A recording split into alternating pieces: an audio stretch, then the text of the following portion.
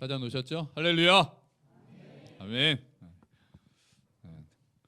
지난주에 중고등부 학생들이 요 앞에 앉아서 예배 드리니까 더 집중도 잘 되고 오히려 이게 부모님들이 앉아 있는 것보다 더 좋아서 이제 앞으로 그렇게 하려고 했는데 또 요새 또 감기가 돌아서 아픈 아이들이 또 좀 생겼네요. 여러분 다 감기 조심하십시오. 자, 성경에는 없는데 교회에서 많이 사용되는 말들이 몇 가지가 있습니다. 여러 가지가 있는데요. 그 중에 하나 우리 교회에서는 잘 사용하진 않지만 보통 일반 교회에서는 이제 많이 사용하는 말 중에 하나죠. 그리고 직접 사용은 하지 않더라도 우리가 나도 모르게 좀 이렇게 가지고 있는 그런 생각을 이렇게 좌우하는 단어가 하나 있습니다. 바로 뭐냐면 요겁니다. 평신도. 우리 많이 쓰잖아요.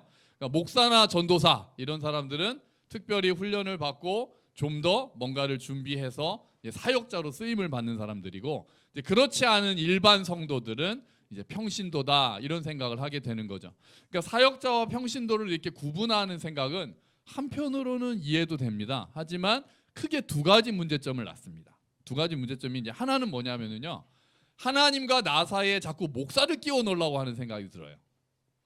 하나님하고 나 사이에 목사가 가운데 서서, 목사나 전도사님이 서서 중재를 해야 된다. 내가 하나님께 기도하는 것보다는 목사님이 나를 위해서 기도해 주는 게 하나님께 뭔가 좀 잘 전달될 것 같고, 그런 생각 혹시 없으세요?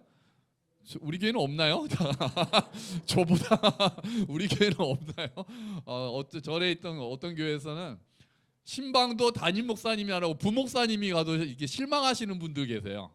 담임 목사님이 안 오시고 부목사님이 신방 오시면은 실망하시는 분이 계세요. 뭔가 좀 이렇게 영빨이 있는, 옛날 단어죠. 영빨이 있는, 담임 목사님이 좀 더 영빨이 있기 때문에 그분이 오셔서 뭔가 또 축복 기도를 해주시고, 나와 하나님 사이에 자꾸 누군가가 나보다 좀 더 기도빨이 센 분, 나보다 좀 더 영빨이 센 분, 이런 분이 좀 이렇게 중간 단계가 되줬으면 하는 마음. 근데 그게 오히려 이제 문제점이라는 거예요. 자, 두 번째 문제점은 나는 평신도니까 하고 배짱을 부리는 반대쪽이 있습니다. 뭐냐면 이게 평신도 배짱이라고도 하거든요. 뭐냐면 그런 건 목사님이나 하시는 거지 내가 왜 해? 이런 생각을 가질 수 있는 거예요. 성경을 뭐 평신도가 그렇게까지 읽어야 되나? 그럼 목사님이 성경을 읽으셔가지고 설교 잘 해주시면 되지. 뭐 내가 뭐 꼭 그렇게까지, 평신도가 뭐 그렇게까지 해야 되나? 평신도인데 뭐 기도를 그렇게까지 해야 되나? 교회 일 목사님이 하시면 되지 뭐 우리가 그렇게까지 해야 되나? 이게 이제 평신도 배짱이에요.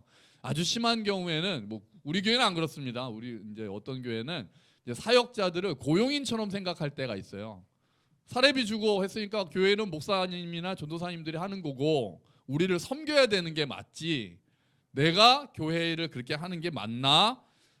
그래서 이제 그 유명한 제자훈련으로 유명한 목사님 계시잖아요. 이제 돌아가셨지만 그분이 쓰셔가지고 제자훈련을 계속해서 이제 하시면서 그 교회가 유명해지고 그 목사님이 그 훈련이 굉장히 효과를 보면서 그분이 쓰셨던 유명한 책 제목이 뭡니까? 평신도를 깨운다였어요. 평신도를 깨운다. 그런 책이 나와야 될 정도로 이제 사역은, 교회 일은 목사나 사역자나 이런 사람들이 하고, 대부분의 나머지 사람들, 더 훨씬 더 많은 일반 성도들이라고 해야 되나요? 그런 분들이 그냥 움직이지 않고 있으니 그 사람들을 깨워서 제자로 만들어서 사역자가 되도록 해야 된다라는 책이 평신도를 깨운다였거든요. 그러니까 그 책이 굉장히 히트를 치고 그런 제자 훈련이 굉장히 역동적인 교회를 만들고 하면서 한국 교회에서 굉장히 이제 많은 좋은 영향을 많이 미쳤죠. 근데 역설적으로 그 전에는 그런 책이 나와야 될 정도로 평신도 배짱이 이제 많았다는 거죠. 근데 여러분, 성경에 평신도라는 단어가 있습니까? 없습니다. 없어요. 성경에는 평신도라는 단어가 아예 없습니다. 초대교회에는 평신도라는 개념이 있었을까요? 없었습니다. 없었어요. 예수님도 평신도였는데요. 초대교회는 평신도라는 개념이 없었어요.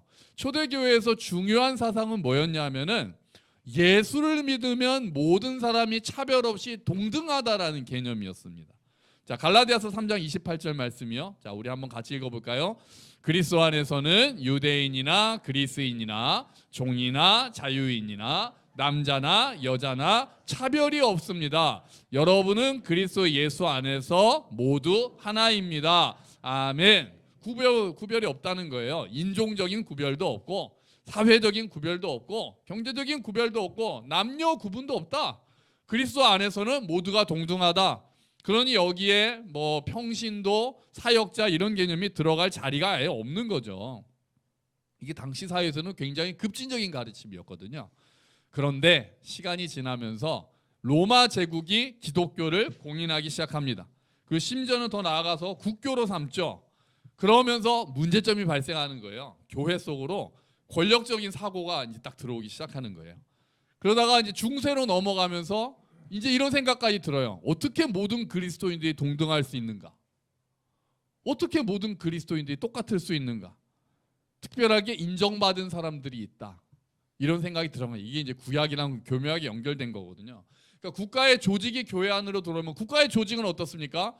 제일 위에 누가 있습니까? 국가의 조직은 제일 위에 왕 딱 있죠. 그 다음에 어떤 무리가 있습니까? 귀족들이 있죠. 귀족들. 그리고 평민들이 있고 노예들이 있잖아요. 농노라고 부르는 그런 이제 수직적 계급 구조가 중세에 딱 있잖아요. 그게 교회 안으로 들어오는 거예요. 그래서 위에는 주교, 뭐 대주교 또는 교황 이런 딱 계급이 생기고 그 밑에 사제들 딱 생기고 그 밑에 일반 성도들, 평신도라고 말하는 일반 성도들의 계급이 교회 안에 들어오게 된 거예요. 그리고 이때부터는 그래서 이런 말까지 나옵니다. 영적인 그리스도인이 있고 세속적인 그리스도인이 있다.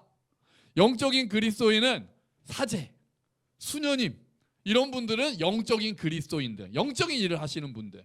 그리고 그렇지 않은 일반 성도들은 세속적인 그리스도인이다.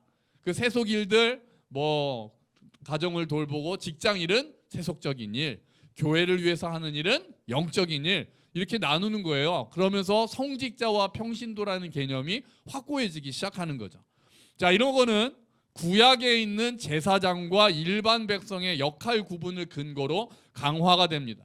그래서 헌신하는 사람들은 제사장처럼 사제가 되는 거고 그렇지 못한 일반 백성들은 사제의 인도를 받아야 하는 평신도다. 이런 개념이 나오는 거죠.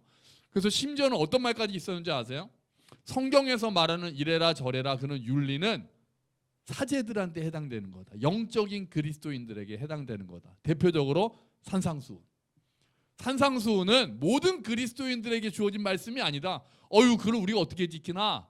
그거는 영적인 그리스도인들, 사제들 이런 사람들한테 주어진 말씀이고 일반 성도들에게는 주어진 말씀이 아니다. 이런 사상까지 있었다는 거예요. 이게 말입니까? 방구입니까? 이런 말까지 있었대요. 그러다 딱 뭐가 일어납니까? 종교개혁이 일어나죠. 그러면서 이분이 등장하십니다. 누굽니까? 마틴 루터거든요. 마틴 루터가 딱 이 주장을 강력하게 외칩니다. 짠, 같이 읽어볼까요? 만인사제설, 만인사제설. 모든 사람이 사제다. 사제와 평신도의 구분이 있는 것이 아니라 모든 사람이 사제다. 성경의 윤리는 성직자들에게만 해당된 게 아니라 모든 그리스도인들에게 해당되는 말씀이다. 하나님의 일은 성직자만 하는 일이 하나님의 일이 아니라 모든 사람이 자기 직장에서 가정에서 하는 일들이 다 하나님의 일이다. 이렇게 주장한 거예요. 이게 당시에 캐톨릭이 가지고 있었던 그 계급 구조를 흔드는 굉장히 급진적인 사상이 됩니다. 성경으로 돌아가니까 이런 거를 깨닫게 된 거예요. 그래서 여러분 종교개혁가들이 종교개혁을 일으키면서 굉장히 중요하게 생각한 게 뭔지 아십니까? 성경을 번역하는 거였어요. 성경을 번역하는 거. 그때까지는 성경이 라틴어로 쓰여 있었거든요. 일반 백성들은 라틴어를 몰랐습니다. 그러니까 그 공부한 사제들이 성경을 읽고 성경에 이렇게 써 있어요 라고 얘기해주면 아멘 아멘 하면서 그냥 들었던 거예요. 그러니까 종속될 수밖에 없죠. 성경을 읽을 수가 없으니까요. 그래서 종교개혁가들이 사제와 평신도가 구분된 게 아니라 모두가 사제면 모두가 성경을 직접 읽어야 된다라고 생각했기 때문에 성경 번역에 엄청나게 공을 들인 거예요. 루터조차도 독일어로 성경을 번역하는 일에 굉장히 힘을 썼어요. 그때 독일어가 한번 크게 발전했다고 그래요.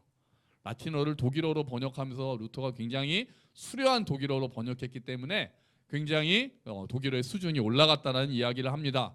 자, 이렇게 평신도라는 말 자체는 성경적인 근거가, 특히 신약 성경적인 근거가 있는 것이 아니라 역사적 상황 속에서 만들어져서 오늘까지 계속 이어지고 있는 거예요. 그러니까 여러분, 나는 평신도니까 라고 생각을 하시면 속고 계시는 겁니다. 속고 계시는 거예요. 성경에 없는 말입니다. 자, 오늘 본문을 한번 읽어볼까요? 요한계시록 1장 5절 6절 말씀입니다.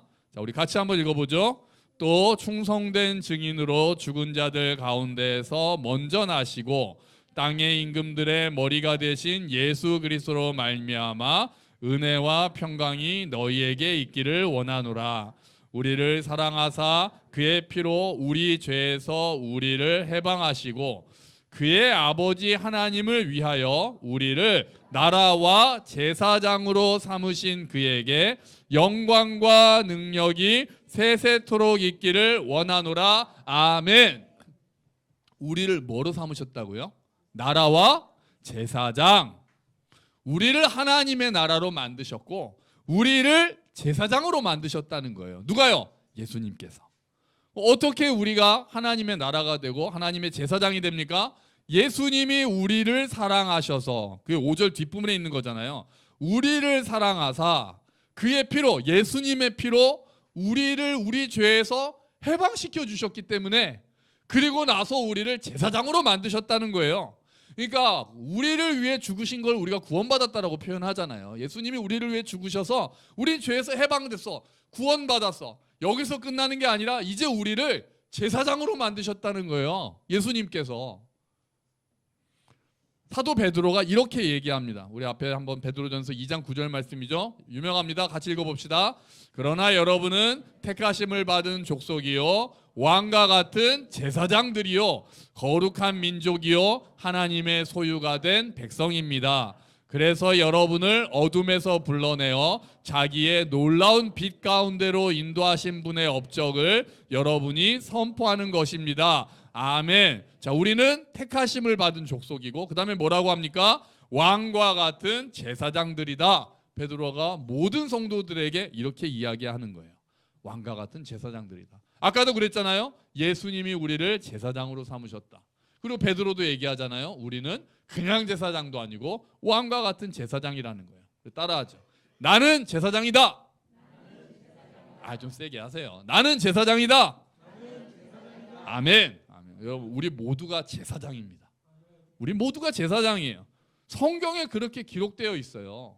모두가 제사장이란 말이에요. 그러면 우리가 내가 제사장이다 그러면은 이제 그럼 어떻게 하라는 거지? 뭐가 달라지는 거지? 우리가 크게 세 가지를 생각할 수가 있어요. 첫 번째는 아까 부작용이 있다고 그랬잖아요. 나는 평신도야 라고 했을 때 부작용이 있다고 그랬잖아요. 그러니까 첫 번째 우리가 제사장이라고, 내가 제사장이라고 생각할 때는 하나님께 직접 나아간다는 거예요. 하나님께 직접 나아간다. 중간에 누가 끼어들지 못한다. 아직도 목사님이 제사장이시니까 이런 생각을 하시는 분들이 계실 수 있는데 완전히 잘못된 생각입니다. 완전히 잘못된 생각이에요. 우리 모두가 제사장이라고 우리가 방금 봤잖아요. 예수님께서 우리를 나라와 제사장으로 삼으셨다. 너희는 왕과 같은 제사장들이다. 목사님이 제사장이었고, 약간 샤머니즘에 이게 무당이 이렇게 연결하는 것처럼 목사를 생각하는 경우가 있는데 완전히 잘못된 거예요. 하나님과 우리 사이에는 단 한 분만 계십니다. 누굽니까? 예수님이죠. 한번 성경 읽어볼까요? 하나님은 한 분이시요 하나님과 사람 사이의 중보자도 한 분이시니 곧 사람이신 그리스도 예수이십니다. 아멘. 예수님이 대제사장으로 하나님과 사람 사이에는 예수님만 딱 계시는 거예요. 이제 다른 사람 누구도 그 사이에 끼어들 수가 없는 거예요. 우리를 대신해서 제사장 같은 존재, 목사든 뭐 신부님이든 뭐든 그런 존재가 딱 해서 대신해서 하나님께 간구하고 하나님과 우리 사이에 서는 것이 아니라 예수님을 통해서 이제 우리가 하나님께 직접 나아갈 수 있게 됐다는 거. 이게 복음 아닙니까? 이게 중요한 거죠. 우리가 직접 개개인 여러분 모두가, 라하도 오늘 주엘이가 안 왔지만 주엘이도 모든 사람이 하나님께 직접 나아갈 수 있다는 거예요. 그 성경이 이렇게 이야기합니다. 히브리서 10장 19절 말씀이요. 같이 읽어보죠.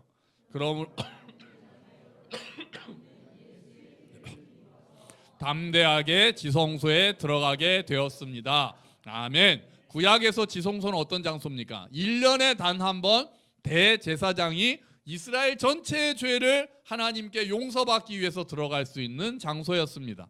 그런데 보통 사람이 함부로 접근하면 그냥 죽을 수밖에 없었던 대제사장도 두려움으로 들어갔던 자리가 지성소란 말이에요. 그런데 히브리서가 뭐라고 얘기하는 거예요? 그 무시무시한 곳에 이제 우리가 들어갈 수 있다는 거예요. 어떻게 해요? 뭐를 힘입어서요? 예수님의 피를 힘입어서. 자신을 제물로 삼으신 예수라는 대제사장의 피를 힘입어서 이제 우리가 직접 그 하나님 앞이라는 무시무시한, 원래는 무섭던 그 장소에 감사함으로 더군다나 어떻게 해요? 담대하게. 담대함이 필요했던 거예요. 그 전에는 그게 들어갈 수 없었으니까요. 죽을 수밖에 없던 장소였으니까. 이제는 담대하게 들어갈 수 있다는 거예요. 여러분, 성경은 이렇게 이야기하는 거예요. 하나님 앞에 원래 나아갈 수 없었던 우리 개개인이 이제는 예수의 피를 힘입어서 직접 나아가게 되었다는 겁니다. 할렐루야. 아멘. 다시 한번 따라합시다. 나는 제사장이다. 그러면 목사만 제사장이 아니라 성도가, 모든 성도들이 제사장임을 믿습니다. 아멘. 내가 제사장이다라는 그 자부심을 가지고 계셔야 돼요. 이렇게 직접 하나님께로 나아가는 제사장이라고 하면 뭐가 중요하겠어요? 아까 종교개혁가들이 뭐를 중요하게 생각했다고 그랬죠? 성경 번역. 성경을 직접 읽는 게 중요한 거예요. 각자가 성경을 읽으면서 하나님의 뜻이 무엇인지를 찾아가는 과정이 너무 중요한 거예요. 그러니까 목사가 해석해 주는 것만 듣다 보면은 2단 3단 나올 수 있는 거예요. 그래서 그 베레아 교인들처럼 직접 성경을 읽으면서 정말 목사가 하는 말이 맞는지를, 바울이 말하는 것도 그 사람들이 정말 이게 하나님 뜻에 맞는가를 이렇게 비춰봤다고 하는데, 하물며 사람 목사들이 하는 말, 뭐 바울도 사람입니다만 우리들이 하는 말, 저희 같은 지금 목사들이 하는 말을 다 그냥 우리 목사님 말씀이니까 이렇게 하는 게 아니라 성경을 읽으면서 정말 목사가 하나님 뜻에 맞게 설교하는지도 우리가 각자가 읽으면서 분별할 수 있어야 되는 거예요. 그러지 못할 때 교회가 엉뚱한 데로 가기도 하는 거예요. 성경을 읽는 것이 예수를 알아가기 위함이잖아요. 그 예수를 알아갈수록 예수를 따라갈 수가 있게 되는 거잖아요. 그러니까 지식으로만 우리가 성경을 읽는 게 아니라 말씀에 순종해서 하나님의 뜻을 분별하고 적용하고 해석하고 적용하고 하면서 내가 제사장으로 어떻게 살아야 되는지를 알아가는 과정이 성경을 읽는 과정이죠. 여러분, 성경 읽기 계획하셨던 거 벌써 1년의 반도 지나고 이제 8월 이제 중순쯤 됐는데 여러분 다시 시작하십시오. 아멘. 지난번에 우리 중국 그 유초등부 1일 캠프 갔더니 그 목사님 하루에 한 절이라도 읽으라고. 야, 니네들 하루에 한 절은 읽을 수 있잖아 막 그러시더라고요. 한 절은 읽겠다 싶더라고요. 그러다 기분 좋으면 2절도 읽을 수 있잖아 막 그러는 거예요. 유초등부니까. 이제 우리는 하루에 한 장이라도, 우리 형제 모임 하루에 한 장 읽고 이제 이제 각자 느낀 점 하는데 요즘 좀 뜸해졌습니다. 형제님들, 전에는 그래도 한 5-6명 정도는 이렇게 읽고 느낌도 카톡방에 올리고 하더니 요새 꾸준함이 떨어졌어요. 다시 좀 잘 해주십시오. 진짜 성경을 직접 읽어야 돼요.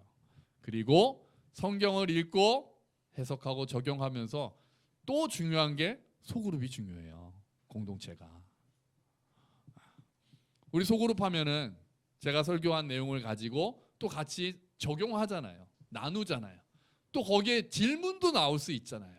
그리고 목사가 강대상에서 선포한 말씀이 내 삶에서는 구체적으로 어떻게 적용될 수 있는지를 고민하는 시간이 되잖아요. 나누는 시간.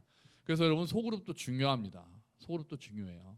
그래서 오늘도 소그룹 있거든요. 원래는 이제 다음 주가 소그룹이고 그 다음 주가 만나유지만 지금 수련회 때문에 다음 주가 만나유여서 이번 주로 소그룹을 땡겼어요. 그래서 소그룹 하시면서 그 목사, 제가 이제 설교한 내용들을 가지고 어떻게 적용할 수 있는지, 또 뭐 의심이랄까요? 좀 또 궁금한 것이 있으면 서로 또 이야기하고 서로 권면하고, 이런 시간이 너무나도 중요한 거예요. 자, 두 번째, 우리 하나님께 직접 나아간다는 게 첫 번째라면, 두 번째는요, 공동체를 세우는 일에 함께 모두가 힘써야 된다는 거예요. 서로 배우고 가르치고 섬기고 용납하는 공동체를 다른 사람에게 맡기는 것이 아니라 우리 모두가 함께 만들어가야 된다는 것, 그게 내가 제사장이라는 두 번째 의미가 됩니다. 여러분, 그 누구도 교회를 세우는 일에 뒤로 빠질 생각하지 마십시오. 어떤 사람이 전에 그렇게 얘기했잖아요. 축구란 무슨 운동인가? 운동이 꼭 필요한 수만 명의 사람이 휴식이 꼭 필요한 22명을 구경하는 것. 생각해보니까 맞죠? 꼭 운동이 필요한 수만 명의 사람이 모여서 꼭 휴식이 필요한 22명이 뛰는 것을 구경하는 것. 교회가 그렇게 되면 안 돼요. 교회가 그렇게 되면 안 되죠.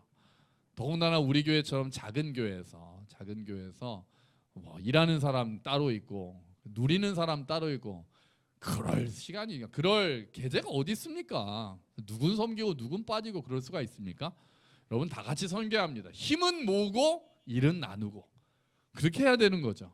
섬기는 영역은 다양할 수 있죠. 모든 영역에 모든 사람이 섬기는 건 아니더라도 내가 우리 교회를 세우기 위해서 할 수 있는 일은 무엇일까? 구체적으로 여러분 생각해 주셔야 돼요. 생각해 주셔야 돼요. 일부러 우리 아이들 예배 시간에 참여시키잖아요. 봉헌하는 거, 또 말씀 읽는 거, 이런 거 우리 중고등부, 유초등부 학생들도 일부러 시키는 일은 예배를 세우고 공동체를 세우는 일에 한 명도 빠지지 않게 하기 위한 마음이 있는 거고, 또 교회 구석구석 보면은 부족한 점이 보이시잖아요. 그 부족한 점이 보인다는 거는 주께서 네가 해라는 말씀을 주신 거거든요. 왜 교회가 이런 거 안 해? 목사님 이런 거 했으면 좋겠어요. 이제 그런 얘기 하시기 전에 주께서 내 눈을 열어주셨으니 나를 하여금 채우라고 하시는 것인가, 이렇게 생각을 하셔야 되는 거예요. 제가 부탁을 잘 못하는 사람이에요. 그런 거 못 느끼셨어요? 제가 좀 부탁을 좀 잘 못하고 내가 하고 말지 약간 좀 이런 게 좀 있어가지고 사실 은근히 손이 가는 일이 있는데 근데 조금 애매한 게, 이제 교회를 오시려면은 우리 교회는 다 이렇게 걸어서 오실 수 있는 가까운 거리에 계신 분들이 안 계시니까 이거 뭐 잠깐 하는데 또 차를 타고 와서 이걸 하고 또 이제 오며 가며 하는 에너지가 더 많이 드는데 그냥 내가 하자 뭐 이런 거 있거든요. 뭐 예를 들자면 어떤 게 있을까요? 그러니까 뭐 아주 사소한, 아주 얘기하기에 조금 그런데 뭐 사소한 거 한다면, 예를 들면 이제 다음 주에 우리 그거 있잖아요. 그 뭐죠? 그 새가족 환영회 있거든요. 다음 주에 새가족 환영회 있는데 이제 꽃 사서 포장하는 거. 그거 이제 5, 60개 이제 장미꽃 사가지고 이제 포장하고 이제 혼자 앉아서 포장하고 있으면은 가끔 가다가 이게 좀 처량할 때가 있어요.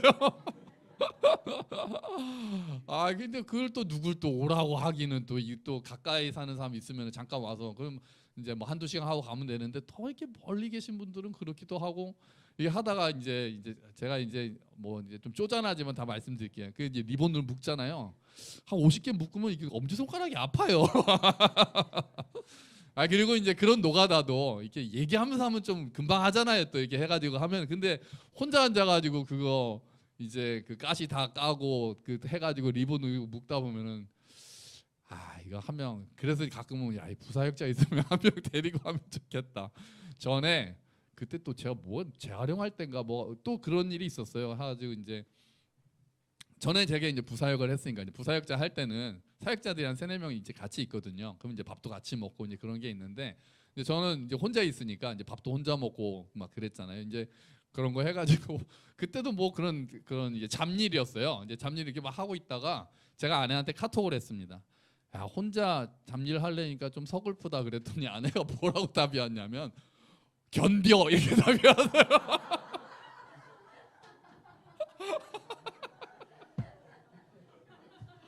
참 저는 위로를 바라고 당신이 수고가 많네 뭐 이런 말이 올 줄 알았더니 견뎌다. 그래서 네 그러고 그냥 그때 무슨 일이었는지 기억이 안 나요. 그때 그랬는데 뭐 이게 사소한 거 그냥 좀 쪼잔하지만 말씀드렸어요. 뭐 그런 거 있어요. 뭐 이제 다음 주에 또 포장이 있어요. 또 꽃 포장해야 되거든요. 그러면 이제 제가 혹시라도 누구한테 이제 전화 드리면은 아니면 먼저 언제 포장하세요 좀 물어봐 주세요. 그래도 되고 그런 게 있어요. 그 전에는 다인이도 한번 그때 뭐 반주하러 왔었나, 그래서 이제 좀 도와준 일도 있고 그렇게 한데 좀 뭐 그런 거 있어요. 여러분, 제가 그런 거 부탁 잘 못하는 스타일이긴 한데 이제 나는 제사장이라고 설교를 했으니까 제가 여러분을 위해서 부탁을 하겠습니다. 여러분 많이 호응해 주십시오. 네, 잘 호응해 주셔가지고 뭐 그런 또 뭐 그런 사소한 일이 아니더라도 교회를 세우는 일에 있어서 우리 교회에 이런 일들이 필요할 것 같다 하는 거 있으면은 내가 제사장이라는 마음으로 각자 또 힘써 주시기를 부탁드립니다. 자, 세 번째는 제사장의 역할로서 연결고리 역할을 해야 된다는 거예요. 세 번째는 나는 제사장이다라고 할 때 제사장의 사역이 뭐예요? 내가 직접 하나님께 예배를 드리는 게 끝이 아닌 거잖아요. 원래 구약에서 제사장의 역할은 이스라엘의 죄를 같이 모아서 하나님께 올려드리는 역할을 했잖아요. 그리고 성막을 제사장들이 섬기는 일로 끝나는 것이 아니라 같이 예배드릴 수 있도록 돕는 역할을 하는 사람들이, 중보의 역할을 하는 사람들이 제사장이었거든요. 그러니까 우리가 이 땅에서 제사장 역할을 해야 되는 거예요. 그 역할. 특히 믿지 않는 사람들과 하나님을 연결해주는 고리 역할을 해야 되는 거예요. 그게 제사장 역할이에요. 자, 우리 아까 읽었던 베드로전서 2장 9절 말씀 다시 한번 읽어볼게요. 같이 읽어봅시다. 그러나 여러분은 택하심을 받은 족속이요 왕과 같은 제사장들이요 거룩한 민족이요 하나님의 소유가 된 백성입니다. 자, 여기까지는 당신들이 뭡니다라고 얘기했죠. 그리고 나서 이렇게 얘기합니다. 같이 읽어보죠. 그래서 여러분을 어둠에서 불러내어 자기의 놀라운 빛 가운데로 인도하신 분의 업적을 여러분이 선포하는 것입니다. 아멘. 그 일, 하나님의 업적, 하나님의 하신 일들을 선포하는 역할이 제사장의 역할인 거예요. 그래서 사람들을 연결시켜주는 역할을 하는 거예요. 내가 믿고 따르는 예수님을 알리고 그들도 예수님을 따를 수 있도록 복음을 전하는 것. 또는 교회 안에서 좀 더 영적으로 아직 믿은 지 얼마 되지 않고 어린 사람들이 성숙할 수 있도록 돕는 일, 영적 부모의 역할을 하는 것. 그게 바로 제사장의 역할이 되는 거예요. 여러분 다시 따라하죠. 나는 제사장이다. 그렇습니다. 여러분 우리 모두가 제사장입니다. 우리는 이제 모두 직접 하나님께 나아갑니다. 우리는 모두 직접 함께 교회를 세워갑니다. 그리고 우리는 직접 하나님과 다른 사람들을 연결해주는 연결고리 역할을 합니다. 하나님께서 우리를 그런 제사장으로 삼으셨으니 우리가 모두 왕 같은 제사장이니 제사장답게 그 제사장의 역할하면서 살아가시는 저와 여러분이 되시기를 주의 이름으로 축원합니다. 아멘. 우리 같이 기도하죠.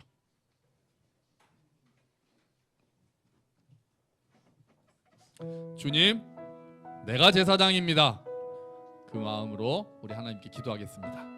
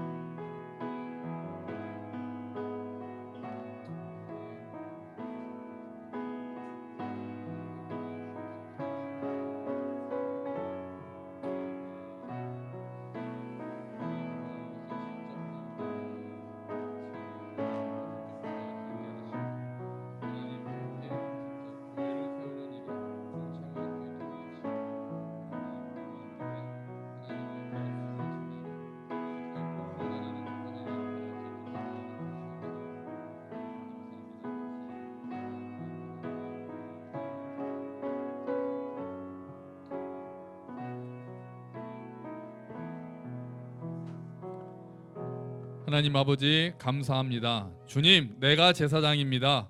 주께서 우리 모두를 왕과 같은 제사장으로 삼아 주셨으니 감사합니다. 이제 다른 사람을 의지하는 것이 아니라 내가 직접 말씀을 읽고 기도함으로 하나님께 나아가는 담대함을 허락하시고 주님 또한 우리가 함께 교회를 세워가는 일에 힘쓰는 자들이 되게 하시고 또한 제사장의 역할을 맡아서 믿지 않는 사람들과 하나님을 연결하는 제사장의 역할을 감당할 수 있는 우리가 될 수 있도록 날마다 새 힘을 허락하여 주시옵소서. 그 누구도 뒤로 빠지지 않게 하시고 우리 모두가 제사장이라는 생각을 가지고 당당하게 살아가는 우리 모두가 될 수 있도록 주님 은혜를 베풀어 주시옵소서. 감사합니다, 주님. 예수 그리스도의 이름으로 기도합니다. 아멘.